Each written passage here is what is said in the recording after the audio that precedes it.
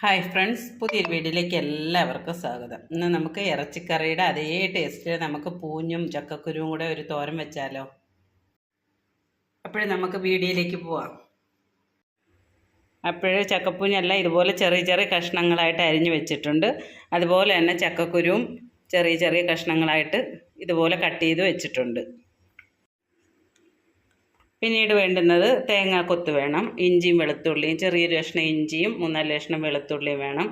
അതുപോലെ തന്നെ ചെറിയ ഉള്ളിയാണിത്. സവാള എടുത്തിട്ട് ചെറിയ ഉള്ളി തന്നെ എടുക്കുന്നതാണ് ടേസ്റ്റ് കൂടുതൽ. ഒരു തക്കാളിപ്പഴവും 2 പച്ചമുളകും. കുഞ്ഞു കറി വെക്കാനുള്ള ചട്ടിയൊക്കെ ചൂടായി വന്നിട്ടുണ്ട്. അതിലേക്ക് വെളിച്ചെണ്ണ ഒഴിച്ചു കൊടുക്കാം.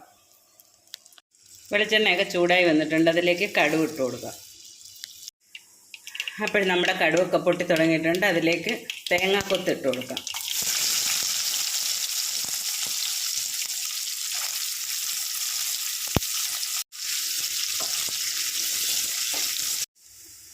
തേങ്ങാക്കൊത്തൊക്കെ ഒന്ന് മൂത്ത് വന്നിട്ടുണ്ട്. അതിലേക്ക് ഇഞ്ചിയും വെളുത്തുള്ളിയും കൂടെ അരിഞ്ഞു വെച്ചേക്കുന്നത് ഇട്ട് കൊടുക്കാം.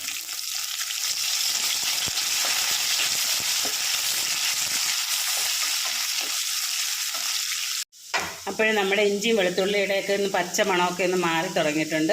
അതിലേക്ക് അരിഞ്ഞു വെച്ചേക്കുന്ന തക്കാളിപ്പഴം ഇട്ട് കൊടുക്കാം.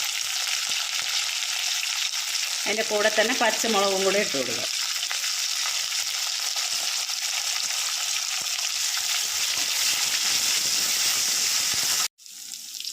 ഇനി ചെറിയ ഉള്ളി അരിഞ്ഞു വെച്ചത് ഇട്ട് കൊടുക്കാം. ഇതിലേക്ക് ആവശ്യത്തിനുള്ള ഉപ്പ് ഒഴിച്ചു കൊടുക്കാം.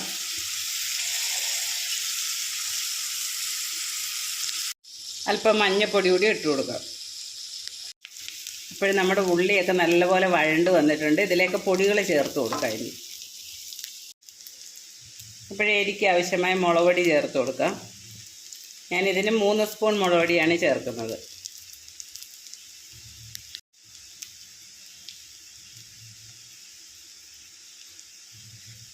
മല്ലിപ്പൊടി ചേർത്ത് കൊടുക്കാം. അതേ സ്പൂണിന് തന്നെ ഒരു 4 സ്പൂൺ മല്ലിപ്പൊടി ചേർത്തിട്ടുണ്ട്. ഫ്ലെയിം നല്ലപോലെ കുറച്ച് വെച്ചിട്ട് വേണം പൊടികളൊക്കെ ഇട്ട് കൊടുക്കാൻ. അപ്പോഴും നമ്മൾ ഇട്ട് കൊടുത്ത് പൊടിയൊക്കെ നല്ലപോലെ ചൂടായി വന്നിട്ടുണ്ട്. അതിലേക്ക് വെള്ളം ഒഴിച്ച് കൊടുക്കാം.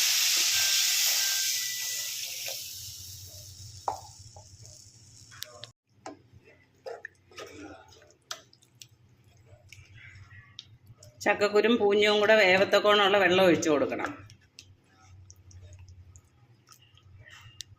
ഈ സമയത്ത് ഉപ്പുണ്ടോ എന്ന് നോക്കണം. ഉപ്പില്ലെങ്കിൽ കുറച്ച് ഉപ്പ് കൂടി ഇട്ട് കൊടുക്കണം. അപ്പോൾ നമ്മുടെ കറി കൂട്ടി വെച്ചിരുന്നതൊക്കെ തിളച്ച് തുടങ്ങിയിട്ടുണ്ട്. അതിലേക്ക് മസാല കൂടി ഇട്ട് കൊടുക്കുക.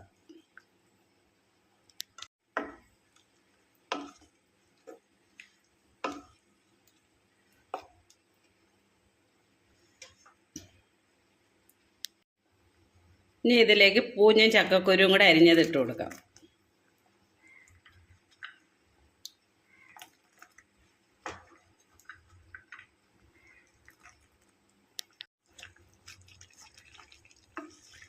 അപ്പോൾ പൂഞ്ഞും ചക്കക്കുരുവും കൂടെ കറിയിലേക്ക് ഇട്ട് കൊടുത്തിട്ടുണ്ട്. നല്ലപോലെ ഇളക്കി വെച്ചിട്ട് അടച്ചു വെച്ച് വേവിച്ചെടുക്കാം.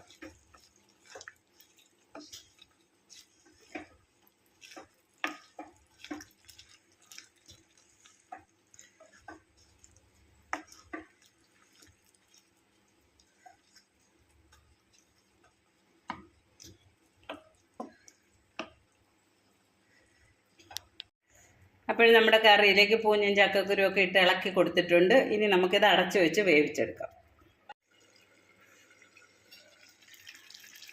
അപ്പോൾ നമ്മുടെ പൂഞ്ഞ് കറിയൊക്കെ നല്ലപോലെ തിളച്ച് വന്നിട്ടുണ്ട്.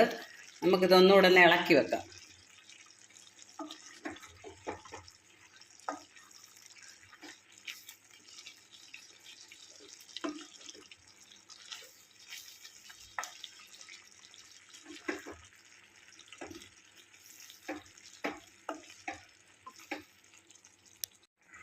ഇപ്പോൾ നമ്മൾ കറിയൊക്കെ ഇളക്കി വെച്ചിട്ടുണ്ട്. ഇതിലേക്ക് കറിവേപ്പില ഒന്ന് ഞെരടി ഇട്ട് കൊടുക്കാം.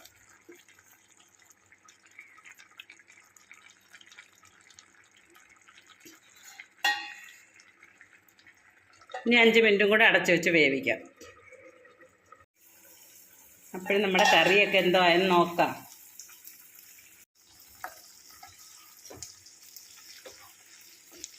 പൂഞ്ഞും ചക്കക്കുരുവൊക്കെ നല്ലപോലെ വെന്ത് വന്നിട്ടുണ്ട്. നല്ല കുഴമ്പ് പരുവത്തിലായിട്ടുണ്ട് ഇപ്പോൾ.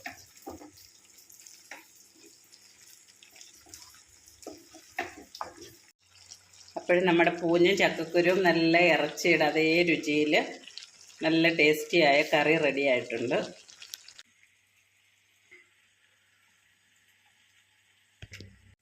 അപ്പോൾ എല്ലാവരും ഇതുപോലെ ചെയ്ത് നോക്കുക.